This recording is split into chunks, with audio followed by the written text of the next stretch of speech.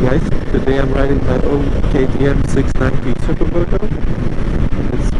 It's a bike from 2021. So I'll give you a little review after 13,000 kilometers I already have on this bike. So today we're going to ride in Luxembourg. I'm at 10 kilometers from the border now. So I'll come back to you when I'm in Luxembourg, and we're gonna get some nice roads, nice corners. See you soon. That's the nice thing about the Supermoto.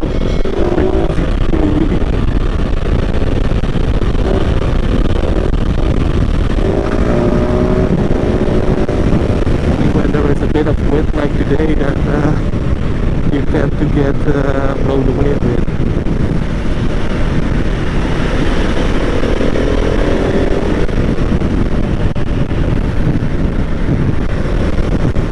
A bit about this bike. It's made for simplicity, but still this has some electronics. It has ABS, but that is when you're in mapping 2 like I'm now, then you only have ABS in the front wheel and not in the rear wheel, so you're able to slide it into the corner. Then you have like I mentioned, 2 mappings, mapping 1 and mapping 2. Mapping 1, the throttle response is smoother, and in mapping 2 it's a bit more aggressive. I think you have on both modes the full power, so I only use mapping 1 on the highway and on the roads where I want to just relax and ride slowly. Then you have traction control as well, but as you saw my wheelie before, you're able to do wheelies in mapping 2, so traction control is not interfering when you're in mapping 2. But still, if you have like a patch of sand on the road and you go over it in mapping 2, the traction control will still interfere and help you. So actually I never really turn it off. Also when I'm doing a track day, I also still keep it on. I don't really see why I should turn it off. I'm not fast enough to ride around the electronics, so I always just keep it on. Now you saw this was the interference of the traction control. Sometimes it happens, but most of the times when you're pulling a smooth wheelie, it doesn't interfere. But now it did. It's like maybe once in 20 to 30 wheelies that it interferes, but now it did.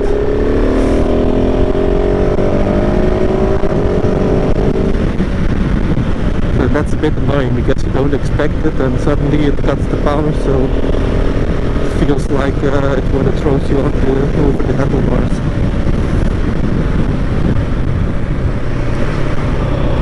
Bike also has a quick shifter, so that's pretty cool, especially on roads like this where you need to shift a lot. Then it's pretty cool, especially on the downshifts, that you don't need to clutch and rev match. It's just like an action less that you have to think about. To talk a bit about engine characteristics of this bike, you're really feeling everything that it's a play bike. It's fun bike to ride. The engine is really built for that. It's not built for comfortable commuting. You can still do it with the bike, but you feel it's not made for it. Like going on low speed, like 50 kilometers an hour. That's the speed you use a lot when commuting with a bike. You have to use 3rd gear, and instinctively you feel like I want to use the 4th gear. But when you shift to 4th gear, you will feel the bike like it's just not 100% made for it. The quick shifter is actually pretty much perfect. Upshifting and downshifting, it works really fine. Because on most 4-cylinder bikes, it's pretty easy to make the quick shifter work good. cylinder bikes it's already a bit harder. You see that a lot of the smoothness is gone on the 2-cylinder with a quick shifter, or at least in some cases. I wouldn't say all cases, because like BMW quick shifter on a Boxer engine is also really nice. But to make this work on a 1-cylinder bike, on the model, that's pretty good. Also on like a false neutral, you rarely have it. So that's very nice. Well done, KTM.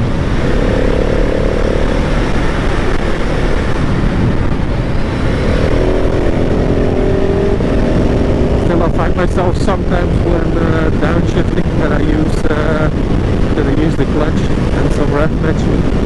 Yeah, that is just because I'm so used to it that I sometimes still do it. The only thing when you're riding on a steady pace and you want to just downshift for coming, if you want to do a wheelie, for example, you're riding in third and you want to go to second, then it's because you're already applying throttle, then it's nicer to just use the clutch a little bit and downshift.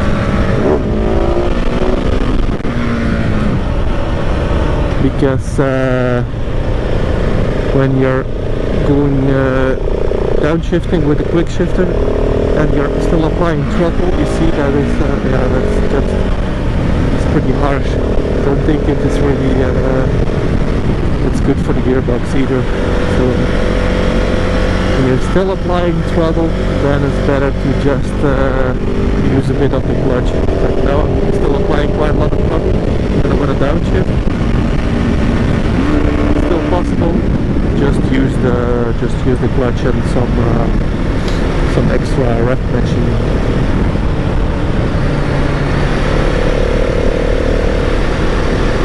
So it's still not foolproof, but I would say it's pretty close to foolproof.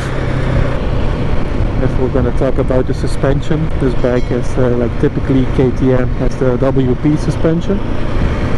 Very nice suspension, to be honest.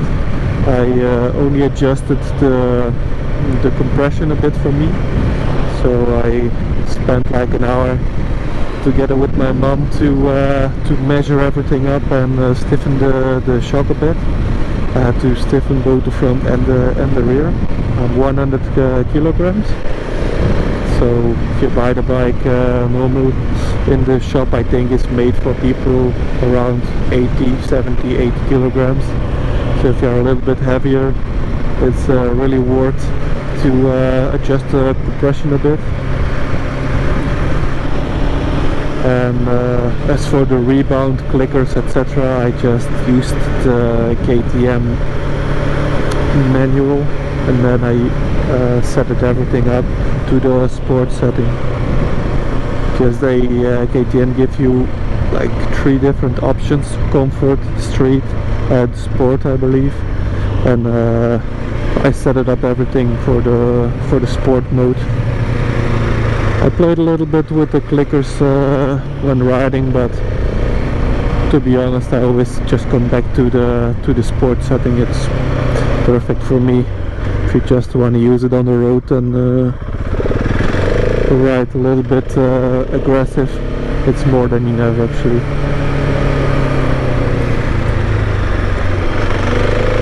But it's very nice from KTM that they give you the full options suspension actually, that you can really play with it if you want to. And as for tires, I'm still riding on the stock tires. It's not the actual stock tire anymore, because I already changed the front once, and the rear I'm gonna change for the second time later this week. But I'm still using the Bridgestone S21s. For me, that's a perfect tire for this bike actually. It does everything I wanted to do. Also when I use it for a little track day, It's perfect. Never really did something wrong for me. It's also not the most expensive tire, so that's also nice to know.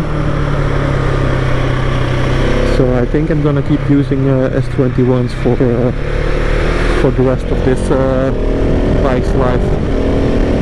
Because it's really good for me.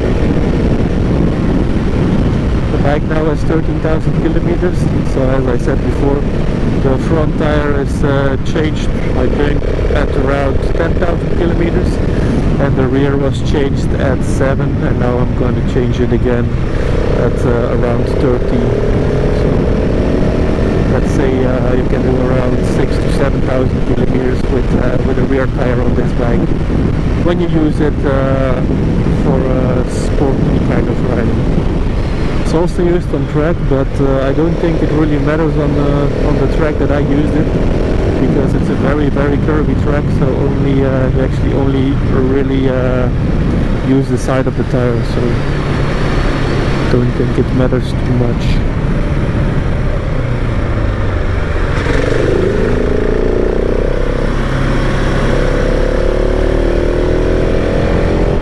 On a full tank of fuel you can do around 250 kilometers, so that's actually not too bad.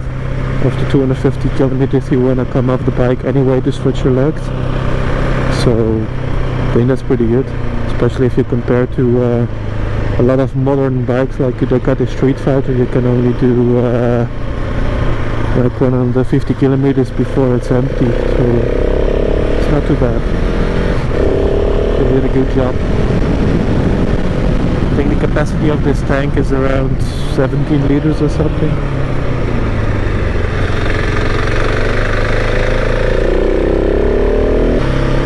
This is a little bit of a stupid thing, in my opinion, on this KTM. When your fuel light goes on, then you get a counter how far you have ridden since the fuel light came on. What the fuck? Just make it the other way around. When the fuel light goes on, you get a counter that counts to from, let's say, 40 or 50 till 0. That would make sense. Then you know how far you can still ride. What do you know now? Nothing, huh? When I'm riding here I always get the vibes that I'm in France. If you see, they also make wine here. So it's very beautiful. I like to ride here. Perfect. If I would have started filming right here and I would have told you I was in France, then probably everybody would have believed it, except for the flag of Luxembourg up there. I forgot to mention one very high-tech option. Well, it's not an option, it's actually always on this bike. It's a USB port over here. So for people who want to charge their phone, and they have, for example, like a SP Connect or something on the handlebar or a quad lock, then you can just route the cable to this USB port here. Very fancy, but I haven't used it once.